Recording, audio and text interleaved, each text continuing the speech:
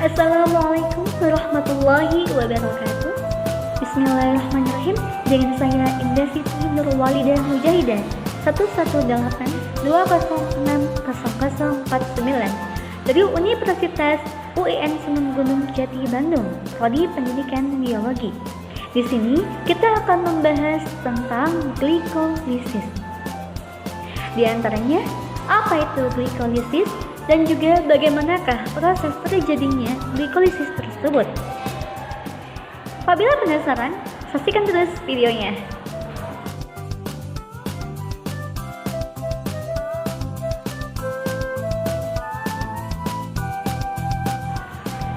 Sebelum itu, kita harus mengetahui dulu bahwa sel itu di dalamnya mengandung beberapa organel sel.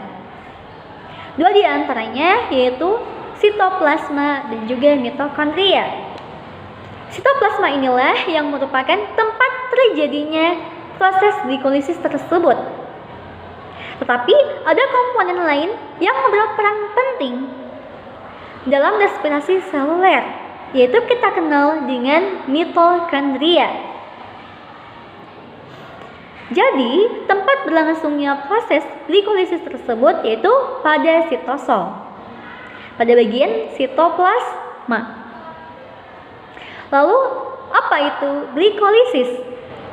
Glikolisis merupakan pemecahan glukosa, yang mana kita ketahui bahwa glukosa ini merupakan gula yang memiliki 6 atom karbon yang nantinya akan dipecah menjadi gula lainnya yang lebih sederhana, sehingga akan menghasilkan 2 NADH, 2 ATP dan juga 2 molekul asam piruvat.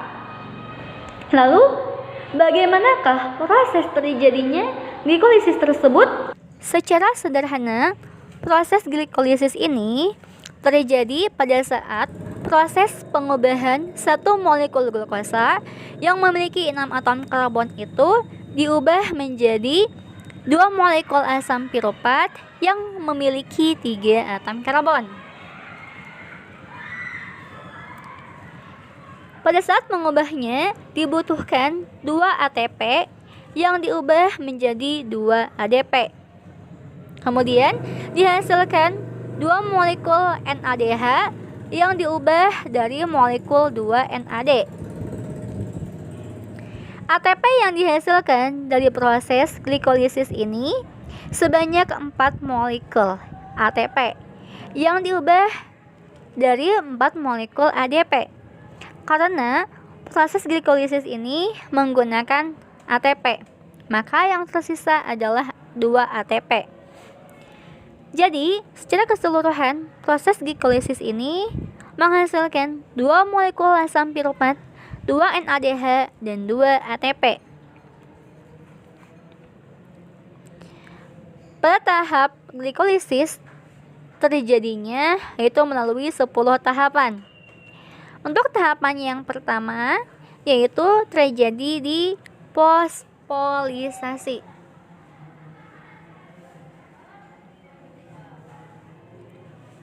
Yaitu proses pengubahan glukosa diubah menjadi glukosa 6-fosfat.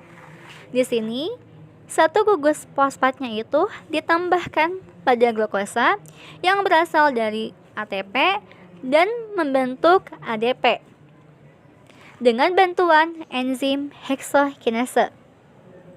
Enzim yang terlibat dalam proses perubahannya. Tahapan yang kedua yaitu proses pengubahan glukosa 6-fosfat yang tadi diubah menjadi fruktosa 6-fosfat. Di sini, pada tahap yang kedua hanya terjadi perubahan isomernya saja. Dan enzim yang terlibat dalam proses perubahan glukosa 6-fosfat ini menjadi fruktosa 6-fosfat, yaitu dengan bantuan enzim fosfoglukose isomerase.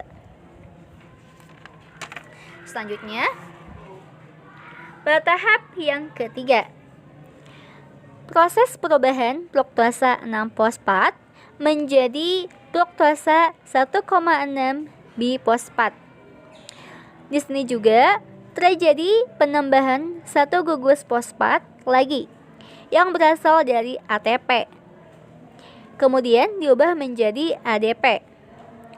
Enzim yang terlibat pada tahap ketiga ini yaitu enzim fosfofruktokinase. Selanjutnya, pada tahap yang keempat yaitu proses perubahan fruktosa 1,6 bifosfat kemudian diubah menjadi 2 molekul yang memiliki 3 atom karbon, sehingga terbagi menjadi 2. Yang pertama disebut dengan dihidroksiaseton fosfat, yang kedua gliseraldehida 3 fosfat. Tahapan ini terdiri dari tahapan keempat dan kelima melibatkan enzim aldolase. Tetapi kemudian dihidroksi aseton fosfatnya di dalam sel tersebut sehingga akan diubah jadi gliseraldehida 3 fosfat. Di sini kemudian menggunakan enzim triosa fosfat isomerase sehingga hasil akhirnya menghasilkan 2 molekul gliseraldehida 3 fosfat.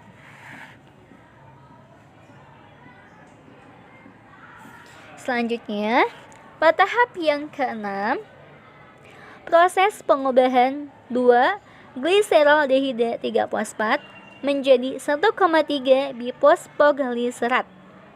Di sini, pada tahap keenam ini terjadi penambahan fosforilasi, yaitu melepaskan hidrogen dan juga 2 ion elektron, sehingga yang mana ion hidrogen akan ditangkap oleh NAD, kemudian membentuk 2 NADH.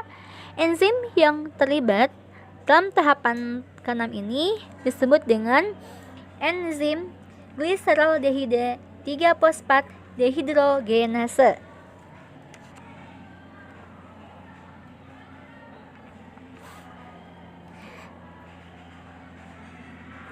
Selanjutnya, pada tahap yang ke-7, proses pengubahan 1,3 bifosfogliserat diubah menjadi 3 fosfogliserat. Di sini 1,3 bifosfogliseratnya itu melepaskan 1 gugus fosfat yang nantinya akan ditangkap oleh ADP sehingga membentuk 2 ATP. Pada tahap ini, enzim yang terlibat dalam tahapan ini yaitu enzim fosfogliserokinase. Selanjutnya, pada tahap yang ke-8, proses pengubahan 3 fosfogliserat diubah menjadi fosfogliserat 2 fosfogliserat. Jadi, diubahnya yang awalnya 3 fosfogliserat itu diubah menjadi 2 fosfogliserat. Nah, enzim yang terlibat dalam tahapan ini yaitu enzim fosfogliseromutase. Selanjutnya, tahapan ke-9. Saat proses pengubahan 2 fosfogliserat diubah menjadi fosfoenol piruvat. Nah, saat proses perubahannya itu terjadilah pelepasan H2O2 atau 2 molekul air dengan bantuan enzim enolase. Selanjutnya, pada tahap ke-10 yang terakhir, perubahan fosfoenol piruvat ini akan diubah menjadi asam piruvat. Nah, pada tahap ini, fosfoenol piruvat ini akan melepaskan 1 gugus fosfatnya yang nantinya akan ditangkap oleh ADP sehingga menghasilkan 2 molekul ATP. Enzim yang terlibat dalam tahapan ke-10 ini yaitu enzim piruvat kinase. Nah, itulah urutan proses glikolisis dari glukosa yang memiliki 6 atom karbon, kemudian diubah menjadi 2 molekul asam piruvat. Selain itu menghasilkan 2 ATP dan 2 NADH.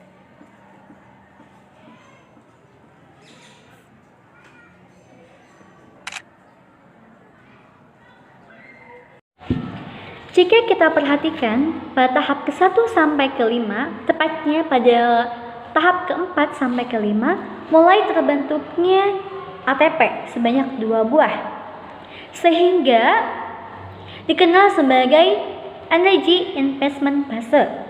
Sedangkan pada tahap ke-6 sampai tahap ke-10 terbentuk pula ATP sebanyak 4 buah, sehingga dikenal sebagai energy payoff fase. Dapat kita simpulkan bahwa pada proses glikolisis ini terbagi ke dalam 2 fase, yaitu energy investment fase dan yang kedua energy payoff fase. Kemudian diubah menjadi 2 molekul asam piruvat. Nah, 2 molekul asam piruvat ini nantinya apabila tanpa oksigen akan membentuk asam laktat jika terjadi pada hewan. Kemudian akan membentuk alkohol apabila terjadi pada tumbuhan. Lalu, bagaimana apabila adanya alkohol? Jika ada alkohol, maka 2 molekul asam piruvat ini bisa dilanjutkan ke tahap selanjutnya, yaitu tahap dari karboksilasi oksidatif, kemudian siklus Krebs dan juga transfer elektron. Mungkin itu saja yang dapat saya sampaikan. Kurang lebihnya saya mohon maaf. Semoga bermanfaat. Terima kasih kepada semuanya. Wassalamualaikum warahmatullahi wabarakatuh.